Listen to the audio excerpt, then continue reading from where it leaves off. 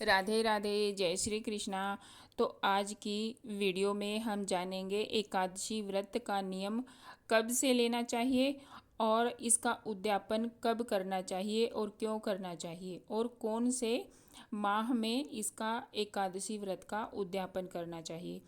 एकादशी व्रत रखने से लेकर उद्यापन तक जो जरूरी बातें हैं वो हम सभी को पता होनी चाहिए। तो वो सभी आज हम इस वीडियो में जानेंगे और एकादशी कब कब उत्पन्न हुई ये भी हम आज इस वीडियो में एक पौराणिक कथा के माध्यम से जानेंगे। तो आइए जानते हैं। तो हम हमारे हिंदू धर्म में तीन प्रकार से पूजा पाठ जो है वो करते हैं। नित्य पूजा करते हैं, नैमित्तिक पूजा करते हैं और काम्य पूजा करते हैं। नित्य पूजा कहते हैं जो आप दैनिक जीवन में करते हैं, जो हम रोज पूजा करते हैं, अपने घर में पूजा पाठ करते हैं। 5-10 मिनट, आधा 1 घंटा जो भी आपको समय मिलता है उसे कहते हैं नित्य पूजा, जो सुबह शाम की जाती है, जिसका फल हमें 1 वर्ष तक मिलता है। और दूसरी पूजा है नैमित्तिक पूजा, जैसे शिवरात्रि व्रत हुआ, जन्माष्टमी व्रत हुआ, नवरात्रि व्रत हुए या किसी विशेष समय पर जब यह चीज़ आप करते हैं, छठ पूजा आती है। तो ये सभी विशेष समय पे आने वाले जो व्रत होते हैं, त्यौहार होते हैं, इनको कहते हैं नैमित्तिक पूजा। और नैमित्तिक पूजा, इनका परिणाम हमें 6 महीने के अंदर या 3 महीने के अंदर प्राप्त होता है।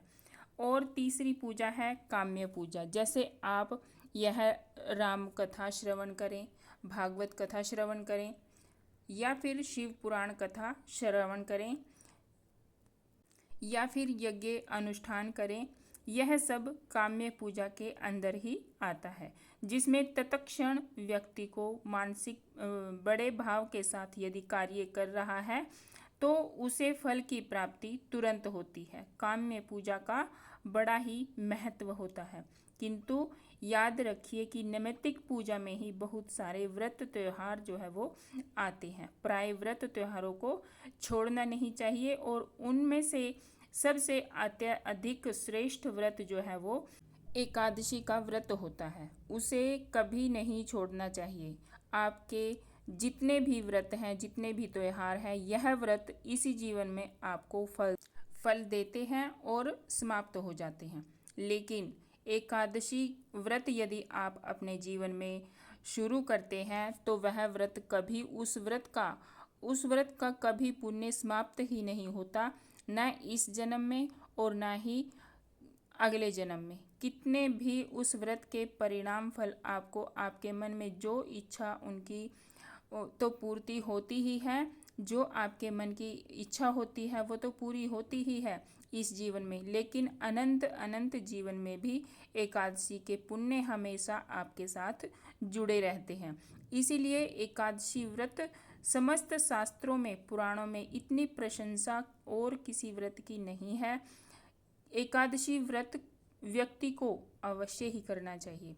वैसे तो नैमित्तिक व्रत जो होते हैं, जैसे राधा अष्टमी हो गई, रामनवमी हो गई, चातुर्मास्य व्रत हो गया, अधिक मास व्रत हो गया, इन व्रतों को कभी भी छोड़ना नहीं चाहिए। लेकिन अगर गलती से या किसी परिस्थिति की वजह से छूट जाए तो उसमें कोई संशय नहीं है, लेकिन एकादशी का व्रत कभी नहीं छोड़ना चाहिए। जैसी आपकी शारीरिक अवस्था हो उसमें आपने एकादशी का व्रत करना ही करना है, श्री हरि का भजन करना ही करना है। और एकादशी व्रत जो होता है वो तपस्या की श्रेणी में आता है। एकादशी व्रत तपस्या की श्रेणी में आता है। एकादशी व्रत की महिमा जितनी कही जाए उतनी कम है। सभी शास्त्र कहते हैं एकादशी वाले दिन अन्न के अंदर पाप होते हैं। यदि आप अन्न एकादशी वाले दिन खाते हैं तो आप पाप का भक्षण करते हैं।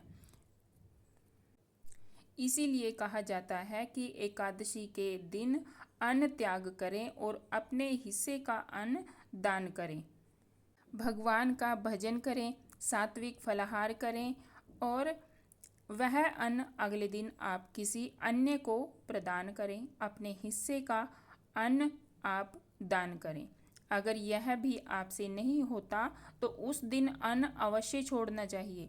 इसका प्रमाण है, सभी पुराणों में इसका प्रमाण है। अग्नि पुराण में अन्न ना करने का प्रमाण है। पद्म पुराण में अन्न वर्जित सेवन करना वर्जित कहा गया है। और एकादशी की जितनी महिमा कही जाए उतनी कम है।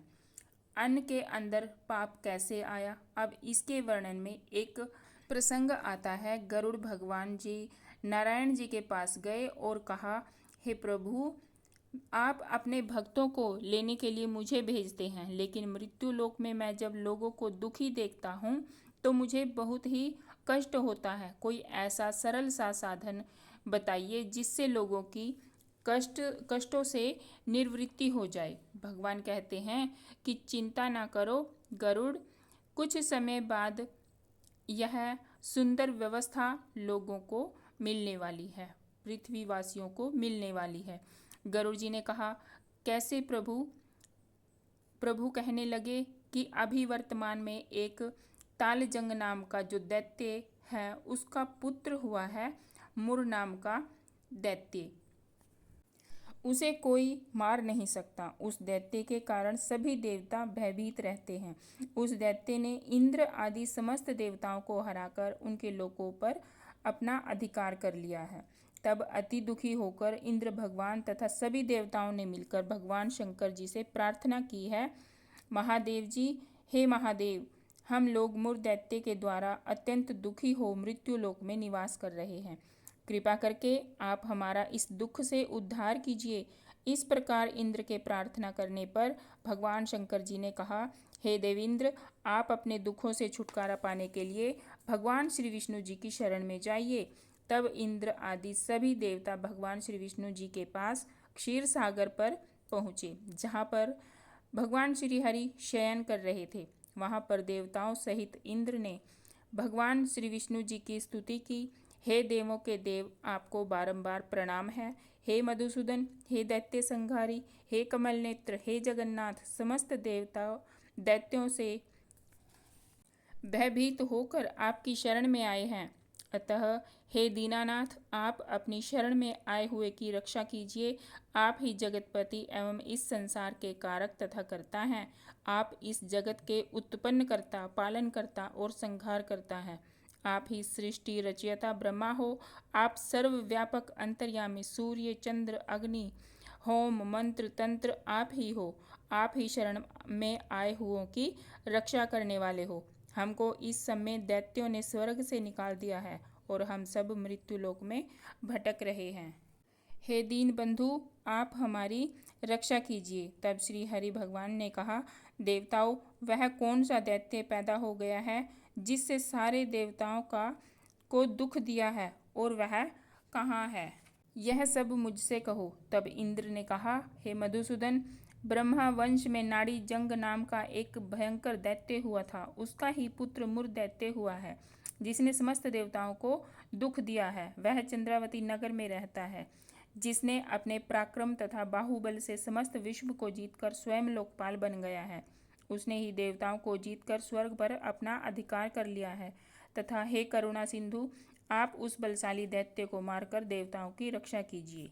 तब श्री हरि विष्णु बोले, हे देवताओं, आप सब चंद्रावती नगर में जाकर उस दैत्य से युद्ध करो, मैं भी शीघ्र वहां आता हूँ। तब श्री विष्णु जी की आज्ञा मानकर सभी देवता चंद्रावती नगर में आकर मुर दैत्य से युद्ध करने लगे। उसी समय भगवान श्री विष्णु जी भी देवताओं की सहायता करने के लिए वहां पहुंच गए। तब भगवान विष्णु के साथ यहाँ पहुँचते ही अनेकों दैत्य अनेक प्रकार के अस्त्र शस्त्र धारण कर भगवान श्री विष्णु जी से युद्ध करने लगे।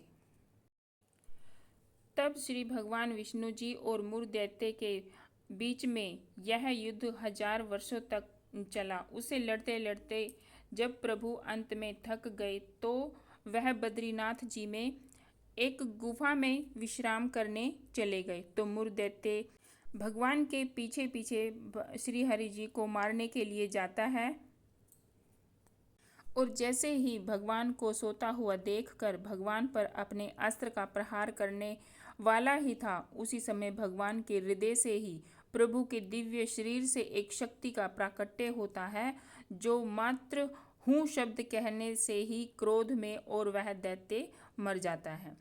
भगवान आश्चर्य से एकदम से नींद से जागते हैं और देखते हैं कि यह राक्षस जो किसी से नहीं मर रहा था, यह किसने मारा इसको। तभी वो देवी जो अष्टभुजा रूप में वहाँ खड़ी थी, दोनों हाथ जोड़कर कहती है, हे प्रभु, यह मैंने मारा है। प्रभु कहते हैं, तुम कौन हो? वह देवी दोनों हाथ जोड़कर कहती है कि प्रभु, मैं आपकी दासी हूँ, आप ही के शरीर से प्रकट हुई हूँ, आप ही की करुणा से हृदय से मेरा प्राकट्य हुआ है। हे प्रभु, मेरा उद्धार कीजिए। प्रभु प्रसन्न हो गए और बोले कि यह सब कार्य तुमने ही किया है, इसीलिए एकादशी जो तुम मांगोगी वो सब तुम्हें प्राप्त होगा। मांगो, आज मैं बहुत प्रसन्न हूँ। तब एकादशी देवी कहती हैं कि हे भगवान, हे मधुसूदन, हे माधव, आपके द्वारा मेरा प्राकट्य हुआ है, इसीलिए आप मेरी तिथि में यदि आपका तनिक भी कोई भजन करे तो वो आपका प्रिय हो जाए। मेरी तिथि में यदि कोई व्रत उपवास साधना आपकी करे, उसे समस्त तीर्थों का पुण्य प्राप्त हो, उसके जीवन के और जन्म जन्मांतर के सारे पाप क्षीण हो जाएं, पाप उसको स्पर्श न कर पाए, उसकी आपकी कृपा उस व्यक्ति पर बरसे। और बस इतना ही कहना था। प्रभु प्रसन्न हो गए और कहा, तथास्तु। इसीलिए एकादशी की महिमा अत्यंत भारी है। तो ऐसे इस एकादशी का नाम उत्पन्ना एकादशी पड़ा। और जब हम एकादशी व्रत का नियम लेते हैं तो उत्पन्ना एकादशी से ही हमें व्रत का नियम लेना चाहिए। इसके बाद जब सभी लोग एकादशी का व्रत रखने लगे तो लोगों के जीवन से पाप जो था वो अनंत अनंत जन्मों का सबके हृदय से निकलकर पाप बाहर हो गया। अब पाप को जगह ही नहीं मिल रही थी कि वो कहाँ जाए। भगवान के पास गया तो बोला, प्रभु, आपने मुझे बनाया, लेकिन लोग मुझे कहीं स्थान ही नहीं देते हैं, मुझे बताइए कि मैं कहाँ जाऊँ। तो प्रभु कहते हैं कि तुम अन्न में वास करो, जाओ। जो भी व्यक्ति एकादशी तिथि के दिन अन्न ग्रहण करेगा उसके जीवन में यह अनंत अनंत प्रकार के जो लोगों के पाप हैं वह उसके पास जाएंगे। इसीलिए एकादशी वाले दिन अन्न का त्याग करना चाहिए। उस दिन आप फलाहार ले सकते हैं, सात्विक भोजन ले सकते हैं, किंतु एकादशी व्रत अवश्य करें, छोड़ना नहीं चाहिए। तो इसीलिए एकादशी व्रत पर अन्न वर्जित किया गया है। कोई भी व्रत आप करें या ना करें, लेकिन एकादशी व्रत अवश्य करना चाहिए। एकादशी व्रत की महिमा बहुत बड़ी है। एकादशी का व्रत सब व्रतों में श्रेष्ठ है, क्योंकि एकादशी साक्षात भगवान के शरीर से पैदा है। एक वर्ष की एकादशी का अगर कोई नियम लेता है तो 7 जन्म के पाप नष्ट कर देती है। अगर 3 वर्ष का यदि कोई व्रत का नियम ले तो उसके 100 जन्म के पाप नष्ट कर देती है एकादशी। और अगर कोई 11 वर्ष का एकादशी व्रत का नियम ले लेता है तो जन्म जन्मांतर के सारे पापों को नष्ट करके और भगवान के लोक तक पहुँचाने का काम करती है एकादशी व्रत। एकादशी की बड़ी महिमा है। लोग उद्यापन के लिए बोलते हैं, उद्यापन कैसे होगा? अरे, उद्यापन करना ही क्यों है? उद्यापन उसे कहते हैं, उस व्रत का करते हैं जब हम कोई व्रत छोड़ना होता है। अगर हम कोई मनवांछित वस्तु पूर्ति करने के लिए व्रत करते हैं तो हमें उस व्रत का उद्यापन करना होता है। तो भगवान का साथ यह एकादशी भगवान के करीब ले जाती है। तो एकादशी का व्रत छोड़ना नहीं है, करते रहिए जब तक शरीर में प्राण हैं। और अगर आप उद्यापन करना भी चाहते हैं तो उद्यापन करने के बाद भी आप एकादशी व्रत को मत छोड़ें, करते रहें। और एकादशी व्रत का उद्यापन अगर आप कर रहे हैं तो माघ मास में आपने यह उद्यापन करना है।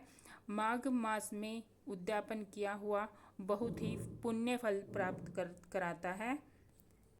और अगर आप चाहते हैं कि श्री हरि की कृपा आप पर बरसे तो एकादशी का व्रत अवश्य कीजिए, क्योंकि भगवान की कृपा दृष्टि अपनी ओर लाने के लिए यह काम करता है एकादशी व्रत। तो इस दिन 5 ज्ञान इंद्रियां, 5 कर्म इंद्रियां और 1 मन, इस तरह से ये 11 बनते हैं और इसी से ही इसका नाम 11 पड़ा है और एकादशी पड़ा है।